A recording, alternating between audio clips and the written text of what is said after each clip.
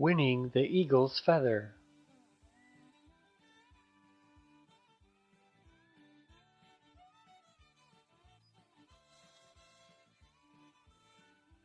Evening was falling on the small village by the lake shore. Smoke was coming from the huts as the Iroquois women were cooking supper over the open fire. The children were playing outside on the grass. Only the men of the tribe, known as the Braves, were out of sight. Everyone knew that they were gathered in a tent of Black Buffalo, the big chief of the tribe, for the council of wise men and elders. They were meeting to decide which trial of strength and courage the young ones would have to undergo this year. All the children who had seen 7 snowfalls, that is to say, those who were 7 years old, were anxious to know what trial was in store for them.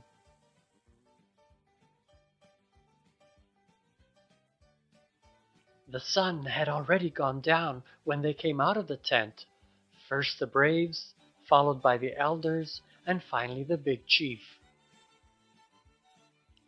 The young Iroquois gathered around Black Buffalo, who said in a solemn voice, "The trial of strength and courage will be as follows. Tomorrow at dawn, with the first ray of light, you will set off in your canoes. There will be a golden eagle's feather hidden in a secret place on the other shore.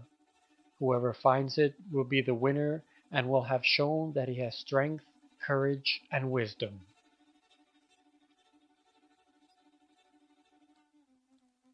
That night, all the little children dreamt of eagle's feather hidden atop enormous rocky peaks, in deep ravines, and under huge boulders.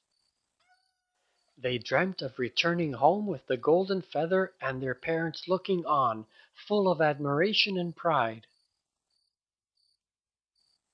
No sooner had the first sign of dawn appeared over the mountains that shadows began moving in the village. It was the young Iroquois carrying their canoes down to the lake shore. They were all busily preparing their canoes with the oars and their provisions of oatmeal cake and smoked meat, when who should appear, walking along slowly but tired Hawk, an old Iroquois who lived on the other shore in a village called Tibua. The old man came up to the children and said, "I stayed last night as a guest in your village, and now I have to go back to my own tribe on the other shore of the lake. I am old and tired, and if I had to make the whole trip right around the lake on foot, I wouldn't get there till late in the day. Could one of you take me along in his canoe?" Redfeather looked at the others and said, "But we have to do the trial of strength and courage." And Gray Beaver said, "No, it's impossible. If it was any other day, sure, but today we have to race. No, it's not possible." Whitefeather was thinking to himself, "If I take Tired Hawk in my canoe, I will fall so far behind that I won't be able to win the eagle's feather. On the other hand, it would be so tiring for him to have to walk all the way around the lake. And above all, he would be so sad if everyone said no." So Whitefeather went up to him and said, "Come with me, Tired Hawk. I will take you." The others were surprised, and they looked at Whitefeather with amazement, thinking, "If Whitefeather does that, he will fall so far behind that he won't have a chance at winning the eagle's feather." Just then the first ray of light appeared over the mountains. That was the signal to set off. With a happy shout, the boys jumped into their canoes, grabbed their oar, and off they went across the lake, fast but smooth, gliding on the water. The great trial was on. It was a great deal harder for Whitefeather because he had to paddle for two. The canoe was weighed down because he had Tired Hawk with him. They were falling further and further behind. The others could see that he was getting tired. Whitefeather was not too clever. He has spoiled his chance, and yet he is one of the most able and courageous boys. Whitefeather could see his friends off in the distance ahead of him, and he began to fear that he had made a bad decision. He would reach the other shore so late that someone else would surely have found the precious golden feather. But then he looked at Tired Hawk, and he saw a friendly smile on his old wrinkled face, and a voice inside his heart said, "You have done well, Whitefeather, you have done well." The sun was already high in the sky when the faster boys began reaching the other shore. One after the other, they jumped ashore, and when they had pulled their canoes onto dry land, they ran off, climbing rocks and heading into the woods. Redfeather climbed a rocky peak from where he could see the whole lake, hoping to find the eagle's feather up there. Crafty Fox, on the other hand, bravely headed into a dark cave, hoping to find it in some crack of the rock.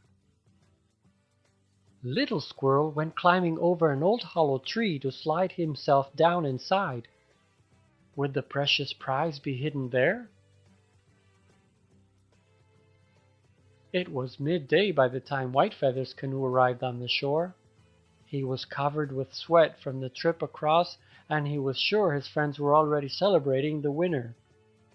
However, nobody had found the eagle's feather yet. Maybe he could still do it. He said goodbye to Tired Hawk and raced off to join in the search. But the old man called him back. "Wait, Whitefeather. Come here. I have to tell you something. Last night, Black Buffalo, your big chief, said to me, 'Tomorrow at dawn, when you want to return to your own village, go down to the lake shore where you will find the young Iroquois. Ask them to take you across to the other shore.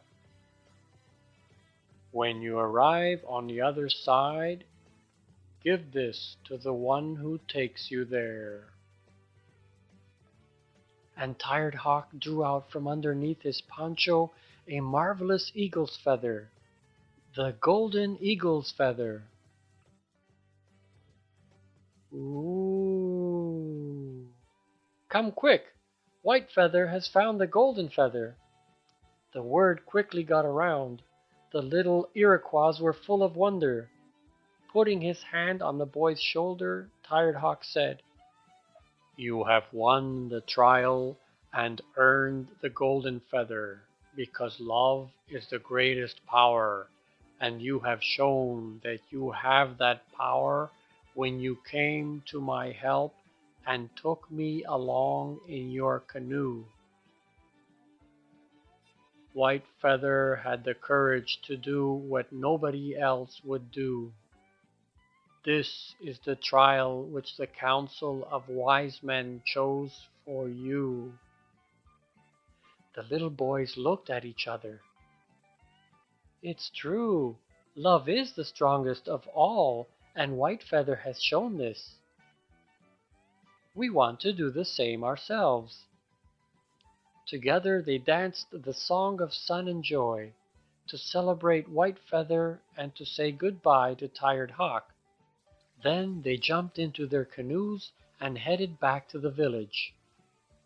Tired Hawk waved them off and thought to himself, "Yes, this has truly been a very important day for the little Iroquois, because they have learned the most precious thing in life."